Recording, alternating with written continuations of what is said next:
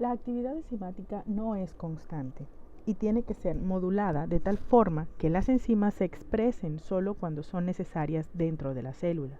Es imposible pensar en un sistema en donde la actividad enzimática sea permanente aun cuando no es requerida, de tal forma de que éstas tienen que ser moduladas para que funcionen adecuadamente. Actualmente se han identificado varias formas de regulación enzimática y algunas de las más importantes incluyen la regulación enzimática por retroalimentación, por regulación alostérica y por fosforilación.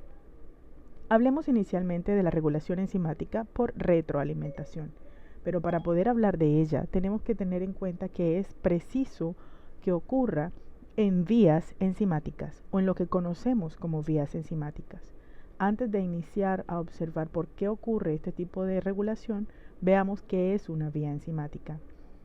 En el dibujo estamos observando varias enzimas, todas ellas involucradas en una vía enzimática. Hagamos de cuenta que la vía enzimática comprende 4 enzimas y que son como esos, se puede decir que unidades de construcción de un carro o de ensamblaje en donde hay varios operarios, cada uno de ellos encargado de una parte de la formación del producto final que vendrá siendo el ensamble del auto. En la enzima 1 tenemos un sustrato número 1, que en este caso es la parte inicial de la vía, que genera un producto 1 que a su vez viene siendo el sustrato de la segunda enzima. La enzima 2 produce un producto que en este caso viene siendo el sustrato de la enzima número 3, que produce a su vez el sustrato de la enzima número 4. Una vía enzimática, por lo tanto, puede ser comparado con una línea de ensamblaje de un auto. El producto de una enzima se convierte en el sustrato de la siguiente, y si esta enzima no funciona, pues la siguiente no tendrá sustrato para funcionar y la vía se detendrá. Al final de la vía obtenemos un producto final. Ahora bien, la inhibición por retroalimentación ocurre en vías enzimáticas cuando el producto final de esa vía actúa haciendo una inhibición por retroalimentación de la enzima número 1 en la vía enzimática. Observemos, por ejemplo, la actividad de esta vía enzimática y luego su actividad, su inhibición por retroalimentación. En este caso, la treonina viene siendo el sustrato inicial de la vía y el producto final de la vía viene siendo la isoleucina. Hay 5 enzimas involucradas, cada una de ellas encargada de transformar precisamente el producto de la enzima anterior. La treonina empieza a ser transformada por la enzima número 1 de la vía, en este caso la treonina desaminasa, que la transforma en alfa-ketobutirato, que a su vez es transformado por la enzima número 2 en alfa-aceto-alfa-hidroxibutirato. El alfa-aceto-alfa-hidroxibutirato es el sustrato de la enzima 3 que lo transforma en alfa-beta-dihidroxibeta-metilvalerato, que a su vez es el sustrato de la enzima 4 que lo transforma en alfa-keto-beta-metilvalerato, que es a su vez el sustrato de la enzima número 5, que lo transforma finalmente en isoleucina. Cuando la cantidad necesaria de isoleucina para la célula o cuando la cantidad de unidades que la célula necesitaba de isoleucina se han alcanzado, la isoleucina actúa como un inhibidor de retroalimentación negativa, uniéndose entonces al sitio alostérico de la enzima número 1 y deteniendo la vía. Recuerden ustedes que si una de estas enzimas se detiene, pues la vía no puede continuar. Y si la enzima número 1 se detiene, no habrá transformación de la treonina, no habrá formación de alfa-ketobutirato, ni tampoco sustratos para la enzima 2, 3, 4 y 5. Por lo tanto, la producción de isoleucina se detendrá. Observemos cómo ocurre en un video similar al anterior. Tenemos la misma vía enzimática. Aquí tenemos al sustrato número 1 actuando sobre el sitio activo. Observemos la transformación hasta la generación del sitio final. Y luego quiero que veamos este otro sitio que se encuentra aquí mientras ellas van transformándose como ya las conocemos. Este sitio, que se encuentra en otra sección de la enzima opuesta al sitio activo, recibe el nombre de sitio alostérico. En el sitio alostérico se unirán aquellos inhibidores alostéricos y de retroalimentación. Observen cómo poco a poco se van acumulando precisamente estos productos finales de la vía. Cada una de ellas tiene un sitio activo diferente. y poco a poco las unidades de este frijolito, que es el producto final, se van acumulando hasta que alcanzan el número que la célula necesita.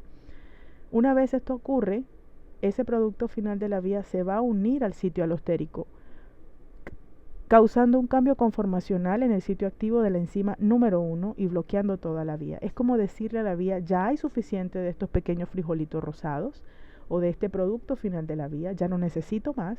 Por lo tanto, el exceso de estos frijolitos actúan entonces, o de estos productos finales, actúan entonces como inhibidores de la misma vía. Por eso se denomina de retroalimentación. Yo espero la respuesta del sistema, empiezo a producir un producto, ese producto se acumula y cuando ya hay suficiente o cuando ya está el número necesario de estos productos, el mismo producto actúa bloqueando la vía para decir, ya hay suficiente de mí, detente.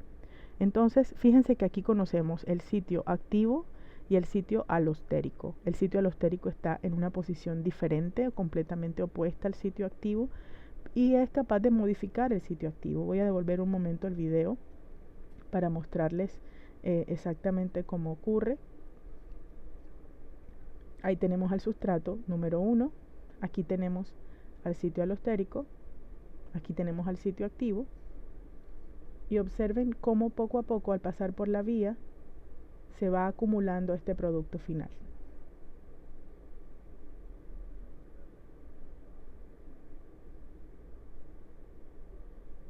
Cada enzima transforma al sustrato de la anterior, al producto de la anterior, porque son sustratos consecutivos, todas funcionan en equipo y si una se detiene la vía y la producción de este producto final que se requiere en la célula.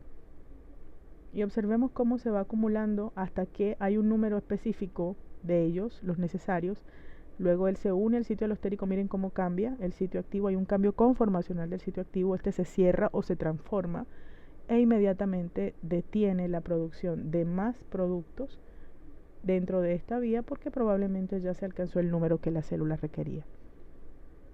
Este es otro dibujo o otro diagrama de lo que estamos viendo.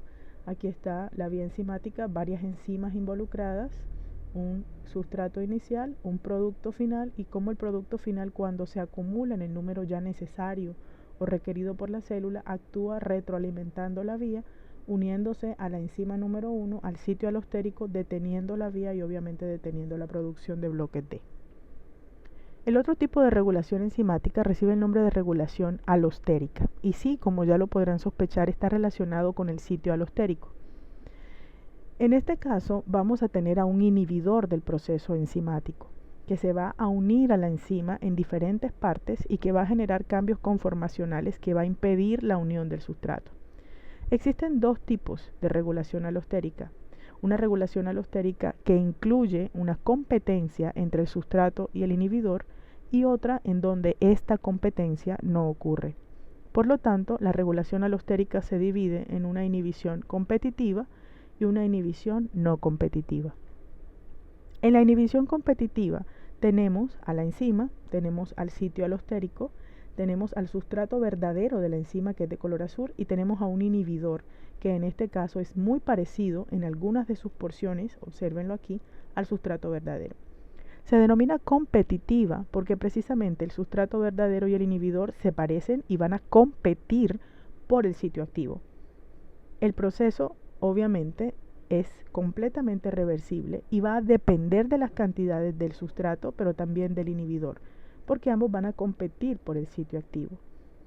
Si en este caso hay muchos más inhibidores que sustratos verdaderos, gran parte de las enzimas se verán bloqueadas y habrá una inhibición generalizada. Si los inhibidores se unen en este caso al sitio activo y no lo hace el sustrato verdadero, el producto de la enzima no se producirá y por lo tanto habrá un desbalance celular.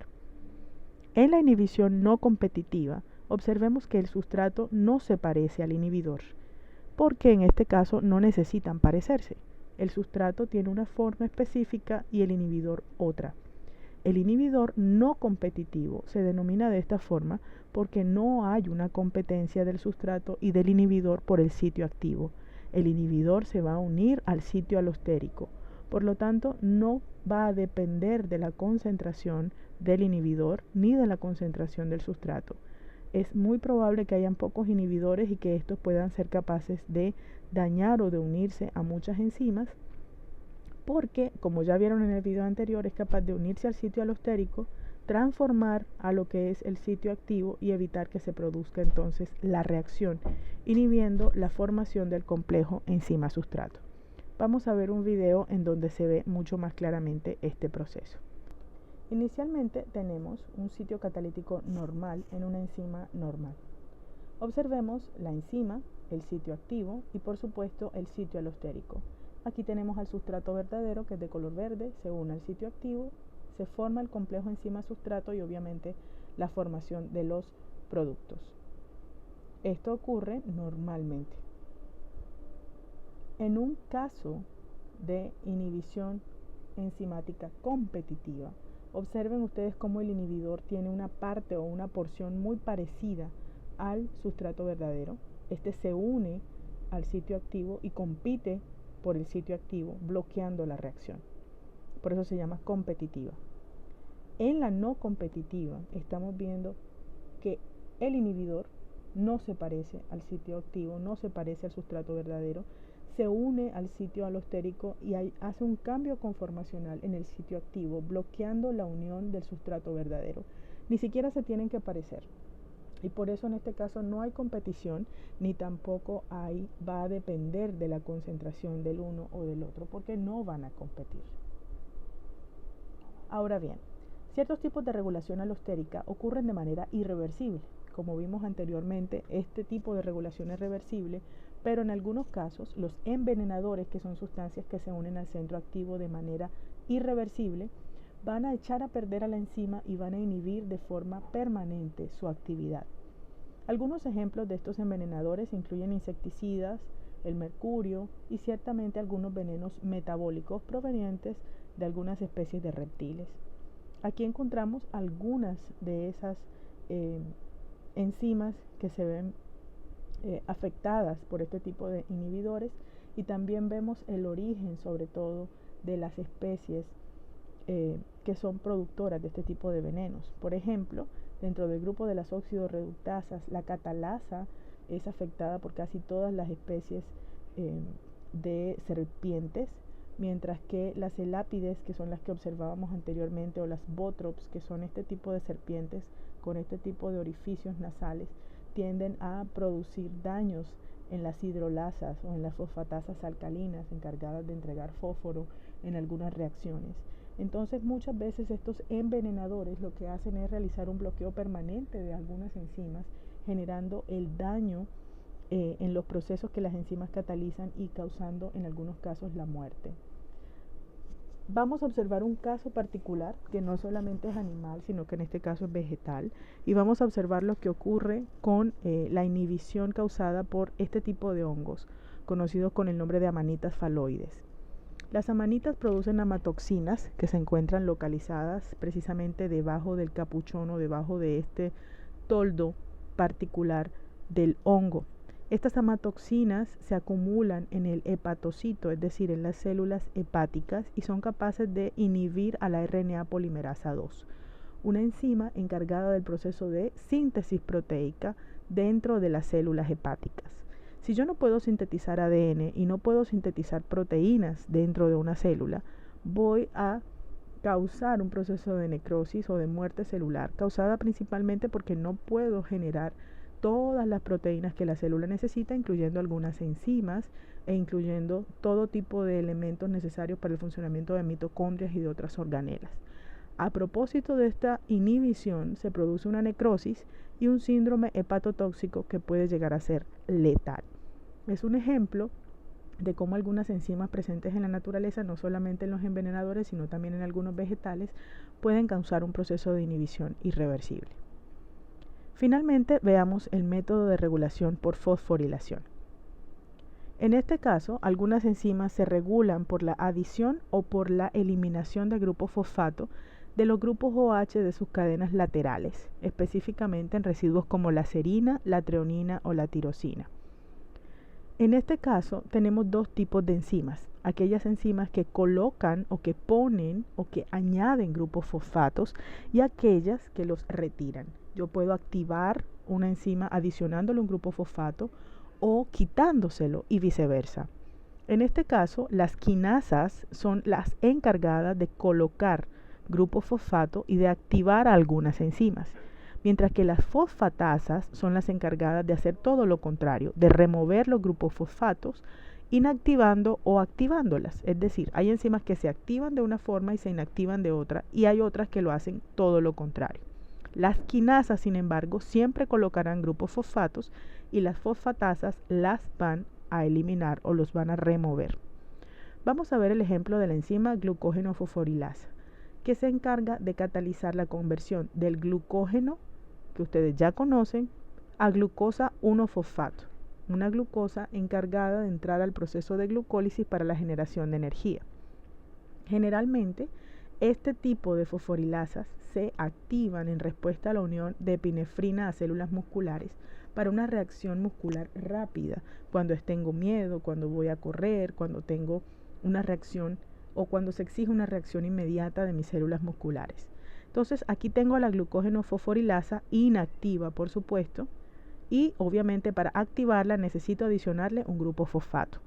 Para adicionar el grupo fosfato ya dijimos que las encargadas son las quinasas, por lo tanto voy a necesitar una fosforilasa quinasa. La enzima fosforilasa quinasa toma el fósforo con el que va a activar a la glucógeno fosforilasa de una molécula de ATP. Aquí tenemos al adenosin trifosfato, 1, 2, 3 fosfatos. Ella utiliza solo uno, lo coloca en la glucógeno fosforilasa y observen ustedes que la activa con el proceso de fosforilación. Una vez está activa esta molécula o esta enzima, que en este caso es la glucógeno fosforilasa, va a tomar al glucógeno y lo va a transformar en glucosa 1-fosfato en las células musculares y lo va a enviar al proceso de formación de ATP. Es decir, va a empezar a degradar el glucógeno para producir energía y para poder de alguna manera mantener el nivel energético de la célula. Este es un acercamiento del proceso. Aquí nuevamente repito, tenemos a la glucógeno fosforilasa inactiva. La glucógeno fosforilasa requiere de una activación que ocurre por un proceso de fosforilación. Deben adicionarle un fósforo. Eso lo hace una quinasa. Recuerden que hay quinasas y hay fosfatasas. Las quinasas ponen fosfato, las fosfatasas los quitan. Entonces aquí al poner un fosfato voy a utilizar la fosforilasa quinasa. La fosforilasa quinasa toma ese fosfato de un ATP, se lo coloca a la glucógeno fosforilasa, ella se activa y producto de esa activación el glucógeno almacenado se transforma en glucosa 1-fosfato y entra al ciclo de la glucólisis y luego a los ciclos de Krebs y de fosforilación oxidativa para producir ATP. Esto en respuesta a la epinefrina